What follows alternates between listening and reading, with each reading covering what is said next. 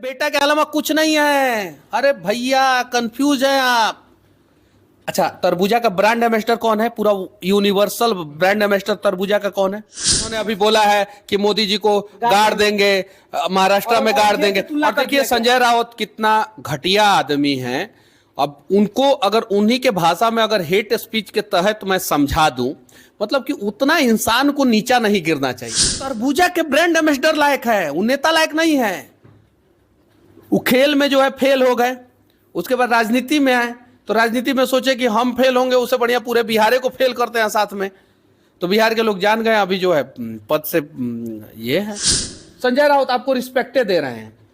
उम्मीद है कि आप जो है मुगल का औलाद बनने का प्रयास ना करेंगे। इनके लिए मैं अगर नालायक नेता शब्द का अगर प्रयोग करूं तो इन लोगों को बुरा लग जाएगा। तो अगर आप नालायक नहीं है तो लायक वाला स्टेटमेंट दीजिए, आप अच्छा स्टेटमेंट दीजिए। नालायक वाला काम जो है ये इन लोगों को नहीं करना चाहिए जो संजय राउत जी ने किया है, ये काम नहीं करना चाहिए। एक बात बोला था कि पाकिस्तान जिस भाषा में समझेगा उसी भाषा में समझाएंगे, और पाकिस्तान के नाजायज औलाद जिस भाषा में समझेंगे उसी भाषा में हम लोग समझाएंगे। अब नाजायज औलाद हम किसको बोले हैं भाई? इधर ना समझे लोग, अगर जो होंगे वो समझ जाएंगे। हम उसके लिए दोषी नहीं है। हम लोग जब लोकसभा चुनाव नजदीक आता है, समझिए कि हेट स्पीच का समझिए कि बहुत बड़ा योगदान हो जाता है। जितने भी पार्टी है कहते हैं कि हेट स्पीच करना चालू कर देते हैं। संजय राउत मोदी जी नहीं, मैं क्लियर कर देना चाहता हूँ, जितना भी पार्टी नहीं, भारतीय जनता पार्टी का नेता लोग हेट स्पीच नहीं देता है, पहला चीज। और इस चुनाव में तो भारतीय जनता पार्टी का किसी भी नेता ने कोई मतलब विवादित बयान दिया ही नहीं। शुरुआत हमेशा विपक्ष करता है। संजय राउत जी जो तो संजय राउत जी विपक्ष में ना है, जिन्होंने अभी बोला है कि मोदी जी को गाड़ देंगे, महाराष्ट्र में गाड़ देंगे। और देखिए संजय राउत कितना घटिया आदमी है। अब उनको अगर उन्हीं के भाषा में अगर हेट स्पीच के तहत मैं समझा दूं, मतलब कि उतना इंसान को नीचा नहीं गिरना चाहिए।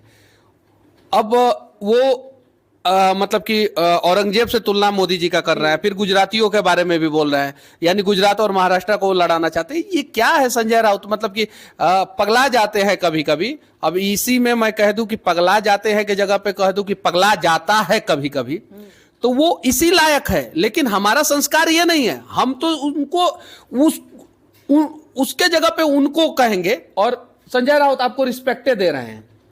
उम्मीद है कि आप जो है मुगल का औलाद बनने का प्रयास ना करेंगे, वरना शिवाजी के पदचिन्हों पे चलने वाले नरेंद्र मोदी जी हैं ही, और महाराणा प्रताप के पदचिन्हों पे चलने वाले नरेंद्र मोदी जी हैं ही, और आप जैसे लोगों का व्यवस्था करने के लिए नरेंद्र मोदी जी हैं ही। प्रधानमंत्री का पद एक प्रतिष्ठित पद होता है, संविधान में लिया गया। लेकिन ये हेट स्पीच कोई भी प्रधानमंत्री जी के बारे में, भारत के प्रधानमंत्री के बारे में उल्लू भाषण दे देते हैं।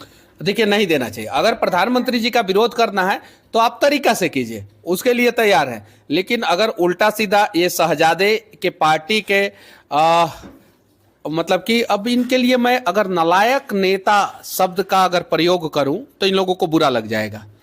तो अगर आप नालायक नहीं है तो लायक वाला स्टेटमेंट दीजिए, आप अच्छा स्टेटमेंट दीजिए। ये चीज है। तो ये नालायक वाला काम जो है ये इन लोगों को नहीं करना चाहिए जो संजय राउत जी ने किया है, ये काम नहीं करना चाहिए। और लॉजिकली आइए ना, अब बताइए, ये बोलेंगे संजय राउत जी कि भाजपा जो है वो विकास पे बात नहीं करता है। अरे भाई, हम तो विकास पे बात करना चाहते हैं। विपक्ष भी जानता है कि भारतीय जनता पार्टी और नरेंद्र मोदी जी ने देश का जबरदस्त विकास किया है।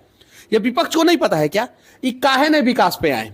वहीं जहां पे स्टेटमेंट दे रहे थे, औरंगजेब से तुलना कर रहे थे, ये उस समय जो है भारत का जीडीपी पे काहे नहीं तुलना की है? नरेंद्र मोदी जी ने कितने लोगों को रोजगार दिया है, मुद्रा योजना, रेडी पटरी वालों के लिए क्या किया है, कितने लोगों को आवास योजना मिला है, कितने लोगों को उज्ज्वला योजना मिला है, कितने लोगों का जनधन खाता खुला है।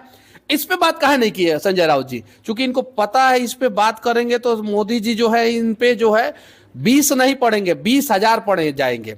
19 के जगह पे नहीं कहा जाता है कहावत 19-20, तो 19 ही रह जाएंगे और 20 के जगह पे 20,000 नहीं 20 लाख पड़ जाएंगे। तो इसलिए ये लोग जानबूझ के खुदे हेट स्पीच फैलाते हैं और बाद में कहते हैं कि भाजपा भाजपा भाजपा ऐसा कर रहा है, विकास पे बातें नहीं कर रहा। अरे तुम लोग विकास पे तो बात कर लो, हाथ जोड़ के विनती है यार, खुदे विकास पे बात नहीं करते हो। और जरा सोचो, मोदी जी ने एक बात बोला था कि पाकिस्तान जिस भाषा में समझेगा उसी भाषा में समझाएंगे, और पाकिस्तान के नाजायज औलाद जिस भाषा में समझेंगे उसी भाषा में हम लोग समझाएंगे। अब नाजायज औलाद हम किसको बोले हैं भाई? इधर ना समझे लोग, अगर जो होंगे वो समझ जाएंगे। हम उसके लिए दोषी नहीं है। हम लोग पाकिस्तान को बोल रहे हैं और पाकिस्तान के नाजायज औलादों को बोल रहे हैं कि वो दोनों जिस भाषा में समझेंगे उसी भाषा में समझा देंगे। अगर विकास का भाषा समझे तो विकास का भाषा, और नहीं विकास का भाषा समझेंगे तो अस्त्र शस्त्र सब रफाल वफाइल सब रखा गया है। कब कहाँ कौन सा बम गिराना है पाकिस्तान के आतंकवादियों के बेस कैंप पे, वो सब पता है। बिहार के नेता तेजस्वी यादव, वो अभी बिहार के नेता? हाँ, बिहार के क्या जो बात कर रहे हैं, वो बिहार के नेता हैं? कहते हैं अपने आप को लालू बिहार जी के बेटा के अलावा कुछ नहीं है। अरे भैया कंफ्यूज है आप। अच्छा, तरबूजा का ब्रांड एम्बेसडर कौन है? पूरा यूनिवर्सल ब्रांड एम्बेसडर तरबूजा का कौन है? तेजस्वी यादव। आपको कैसे पता?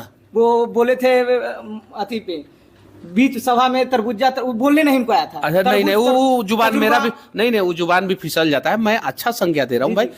मतलब मान लीजिए कि कोई कोहड़ा का ब्रांड एम्बेसडर बन जाए, कोई तरबूजा का बन जाए, कोई भैंस का ब्रांड एम्बेसडर बन जाए, कोई गाय का ब्रांड एम्बेसडर बन जाए, अच्छी बात है। हम कहीं निगेटिव सेंस में नहीं कह रहे हैं, लेकिन वो तरबूजा के ब्रांड एम्बेसडर लायक है, वो नेता लायक नहीं है। वो खेल में जो है फेल हो गए, उसके बाद राजनीति में आए तो राजनीति में सोचे कि हम फेल होंगे, उससे बढ़िया पूरे बिहार को फेल करते हैं साथ में।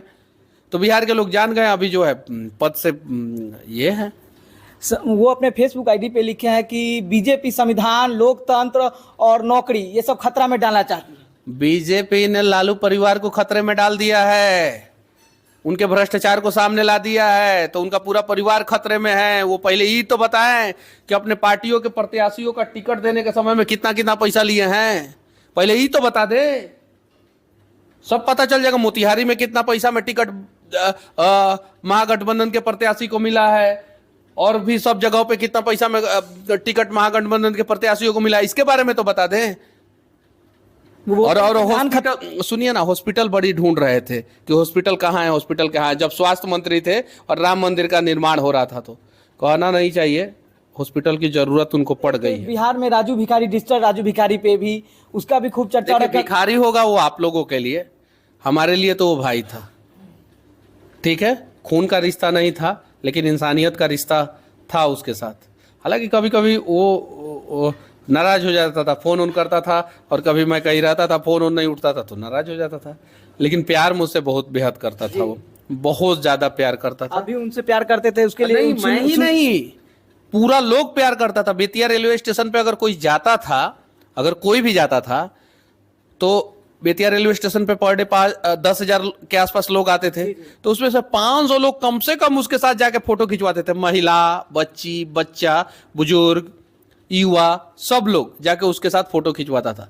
तो वो हंसते हंसते हंसाते हंसाते जो है इस दुनिया को छोड़ के चला गया, और अकेला दिल्ली से आप चले आए।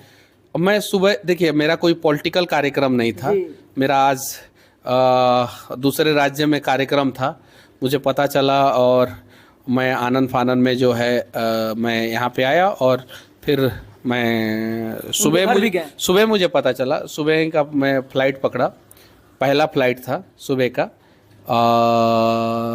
6 बजे का फ़्लाइट था, और 7:45-46 में मैं वहाँ पे आया पटना में। उसके बाद से फिर मैं वहाँ पे गया, उनके घर भी गया। हाँ, वो तो पहले वो बोलता था, वीडियो में भी घर और पूछते थे कि घर कहाँ है, तो नहीं बताता था जी। फिर बाद में उनका देहांत हुआ तो पता चला कि घर भी है। बीजेपी के एक आप युवा नेता छवि से, बिहार के उभरते हुए बीजेपी के युवा नेता है, लोकसभा चुनाव का माहौल चल रहा है, बिहार पे आपका क्या राय है? देखिए, पहले तो चंपारण जो क्षेत्र है वहाँ पे भारतीय जनता पार्टी जो है महागठबंधन को क्लीन स्वीप कर देगी। ये भारतीय जनता पार्टी का गढ़ रहा है पूरा चंपारण। आप वाल्मीकि नगर में शुरू कर लीजिए, जदयू के प्रत्याशी हैं, जीतेंगे। आप पश्चिमी चंपारण लोकसभा क्षेत्र में बीजेपी के प्रत्याशी हैं, जीतेंगे। आप पूर्वी चंपारण लोकसभा क्षेत्र में बीजेपी के प्रत्याशी हैं, 100% जीतेंगे। आप जो है शिवहर में चले जाइए, जदयू के प्रत्याशी हैं, वो जीतेंगे। तो पूरा बिहार में 40 में से, जैसे कि इन्होंने कहा, 39 पे तो हम हैं ही, और 39 तो हमारा फिक्स है।